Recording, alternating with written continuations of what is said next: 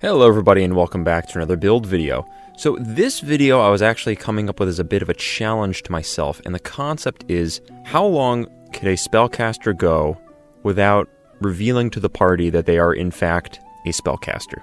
Because a lot of spellcasters, that's really their bread and butter. So the question is, how do you essentially suppress or hide this bread and butter? At the start, I thought it would be a really good idea to go Sorcerer because you have the option of using Subtle Spell with Meta Magic, and that way you can just make it look like all of the spells that you're casting aren't necessarily being cast by you. One potential issue that I realized with this, though, is that you're using a lot of resources to hide your spell casting, and while that might be cool for a lot of RP potential, you are then making a character that is significantly weaker in the long run. And this is when I switched over to Warlock. So with the new changes that have been brought in from Warlock in 2024, specifically with the Great Old One Patron, they now gain an ability at level 3 where anytime you cast a Warlock spell that is enchantment or illusion, you can do so without verbal or somatic components.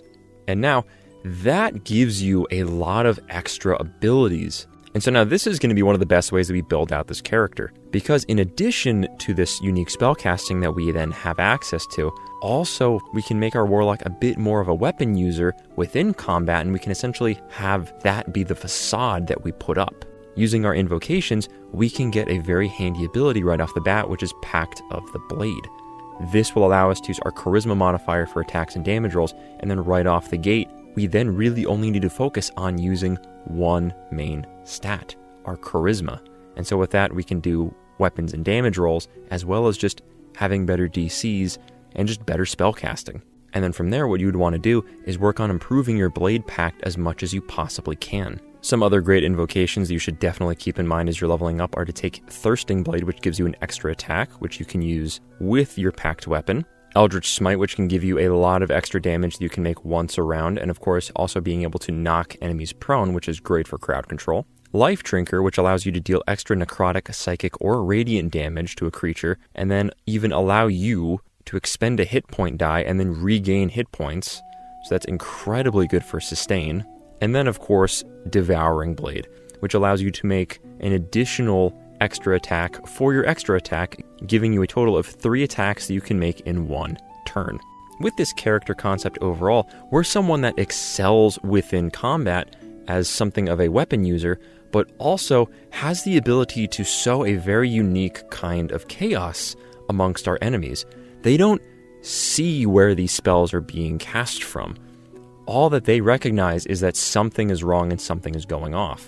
And even too, just imagine the absolute horror that your enemies will experience as allies are just falling down to their knees, just laughing maniacally, of course through something like Tasha's hideous laughter, or how one of their allies is just freezing up and can't move, obviously from something like a hold person, or even just how an entire squadron of enemy soldiers look into your eyes, are terrified, drop whatever they're holding, and run away in fear. These are all options that you can then readily use as a Warlock, especially too as a Great Old One Warlock, and even to being able to fall back on just having this incredible ability in combat. You have all of these features and you're a very well-rounded character overall. And even too, this is just like the start of the build. There's so many other things that you can do to make this even stronger. The feats that you take can be an exceptional way to make this even more interesting. If you really wanted to go and put even more of a spin on your character and really lay into the, yes, I am just average guy fighter man, you could take something such as the Martial Adept Feat Fighting Initiate and just other sort of good feats that you would take on some kind of fighter, augmenting what you can already do with your Pact weapon.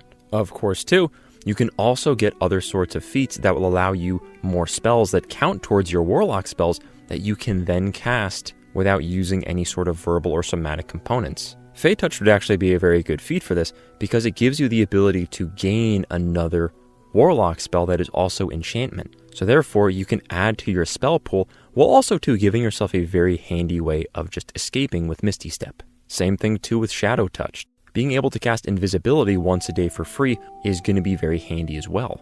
But also, as I'm coming up with this build, I do want to go and put in a little bit of a disclaimer. Everyone, D&D is a collaborative game, and just any sort of TTRPG is a collaborative game. And this is the part of the video where I want to talk about how be careful how you do this. So if you're playing in a table where everyone is having fun and everyone's like open to this, kind of interesting sort of RP, that's good. If you want to have it be a surprise throughout the entire campaign and have other people slowly start to unravel your own mystery, great. But just make sure you also leave a lot of room for other people to shine with their stories as well. Another avenue you can also take is letting the party know what you're going to be trying to do flavor-wise with this character, but then having their character slowly figure it out over time. Because making sure that everyone is okay, or at least on the same page as what you're going to be doing, is a very important part of a game like D&D. But even too, with this whole concept, you also need to sit and wonder why your character is so adamant about not letting other people, especially those closest to them, know that they can cast magic, especially in this way. Maybe there's a certain facet to the character themselves where they're afraid the party is going to react negatively upon hearing that they have this kind of magical ability. Maybe whatever source of power they draw their magic from is something very frowned upon from the party, but also something that was kind of not really much of a choice for them either, and they're sitting there with these conflicted feelings. Maybe they're an ex-cultist from a group that killed the party's family and they just don't really know how to talk about it, but also don't really want to give them a dead giveaway of like, hey, my group of people before I met you guys was responsible for some atrocities that happened to you. Maybe there's some greater threat that's after them, and every time that they use their magic in a way that's very noticeable, it paints a target on not only them, but also the people around them. And therefore, this character is trying to do this out of the kindness of their heart and not get the people around them that they care about killed. Or you could even just have a really fun, nonsensical reason where if the party actually does confront the Warlock about this and really just sit down and corner them, like, why? Why didn't you tell us you could cast magic like this? And then literally just have the Warlock be like, I'm really sorry, I just get really bad performance anxiety if people know I'm casting spells, so I learned a way to cast spells without people being able to see or know that I'm the one doing it.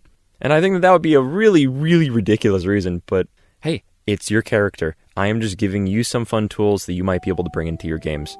But anyways, though, I do hope that you enjoy this concept of a build video. It was a very interesting challenge to try to work with, and I also hope that you gained some other fun understandings of some builds you can try within your own games from watching this. And if you really did enjoy the video, then please leave a like, comment, and subscribe for even more content from yours truly.